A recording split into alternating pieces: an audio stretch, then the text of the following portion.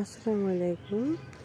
এই যে ক্ষেত দেখা যাচ্ছে পুরোটা সীমানা জুড়ে, ঠিক অনেক দূর পর্যন্ত।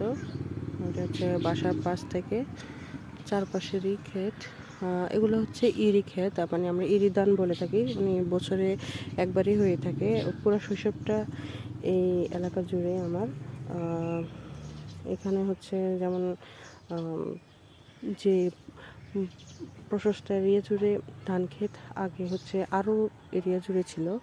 এখন হচ্ছে যে কয়েকটা বিল্ডিং প্লাস অনেকের মৎস্য খামার, ফার্ম এগুলো হয়ে গেছে, ডেয়ারি ফার্ম।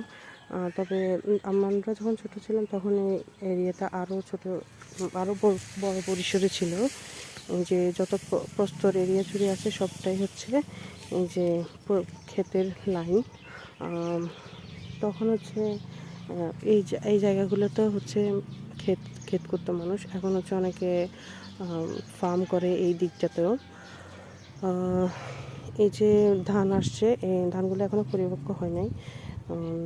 আরও 1 মাস যাবত লাগবে হয়তো।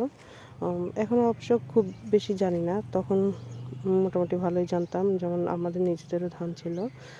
তো যেমন এখানকার যে ধানগুলো দেখা যাচ্ছে এগুলোর প্রায় বয়স কাছাকাছি, এখনও মানে পরিপক্ক হওয়ার।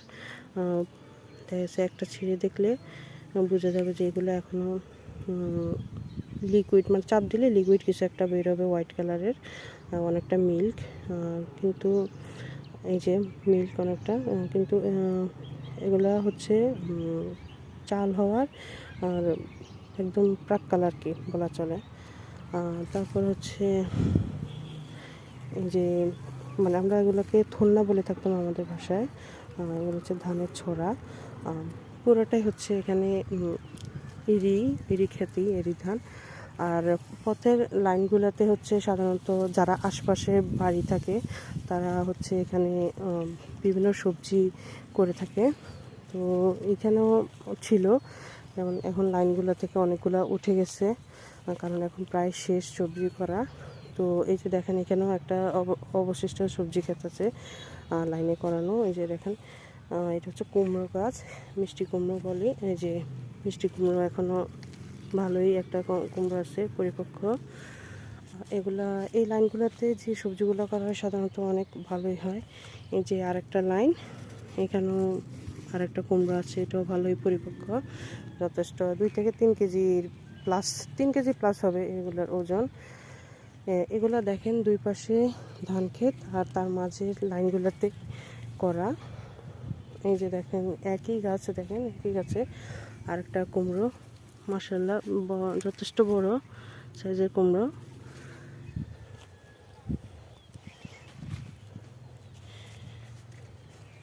এই যে আরেকটা কুমড়ো গাছ এখানে, এই পথটাতেও আরও কয়েকটা গাছ আছে। এই যে আরেকটা কুমড়ো গাছ, এটাও ঠিক ভালোই ওজনের, এটাও 3 কেজি হবে। তারপর এই পথগুলোতে হচ্ছে আগে আর্টিফিশিয়াল মানুষ করা হতো, মানে করে বাসে ঘুরিয়ে করে রাখা হতো, যেহেতু ইঁদুর বা অন্যান্য পোকার উৎক্ষেপ কমানোর জন্য। এখন এবার দেখতেছি যে নাই, তবে আমরা আগে এই জিনিসগুলো অনেক দেখতাম। তখন হচ্ছে মেডিসিন দিলেও কাজ হতো না, তখন হচ্ছে আর্টিফিশিয়াল ম্যান আমরা যেটা বলে থাকি, মাটির হাঁড়ি দিয়ে একটা পুরানো জামা পরিয়ে দেওয়া হতো পাশে ওগুলা। তারপর হচ্ছে এই যে দেখেন ধান গাছের মধ্যে এই যে আরেকটা বড় শেপ দেখা যাইতেছে। এটাকে হচ্ছে আমরা সাধারণত দূর্বা বলে থাকতাম, কিন্তু এটার সঠিক নামটা কি আমার এখনও জানা নেই। আপনারা জানলে অবশ্যই কমেন্ট করে জানাবেন। তবে এটা প্রত্যেকটা ক্ষেতেই দেশে থাকে। এই যে দেখেন এগুলার ডিফারেন্সটা, যেমন এগুলো হচ্ছে ধান হয় নাই, চিটা, আমরা এগুলোকে চিটা বলে থাকি, মানে ভিতরে ধান হয় নাই, জাস্ট একটু খোসা এইটুকুই, মানে পরিপক্ক ধান হয় না এগুলো থেকে। আর এগুলোর লেন্থ মোটামুটি ভালোই বড় থাকে, এই যে এগুলোর লেন্থ। আর যেগুলো নর্মাল ধান থাকে এগুলো সাধারণত এরকম থাকে, অনেক মানে একই সমান ধানের থেকে এগুলো একটু লম্বা থাকে। আর যেগুলো হচ্ছে খাওয়া যায় না, মানে হাঁস মুরগিকে অনেক সময় দেওয়া যায় বা পশু পাখি খেয়ে ফেলে এরকম। তো কেমন লাগলো অবশ্যই কমেন্ট করে জানাবেন।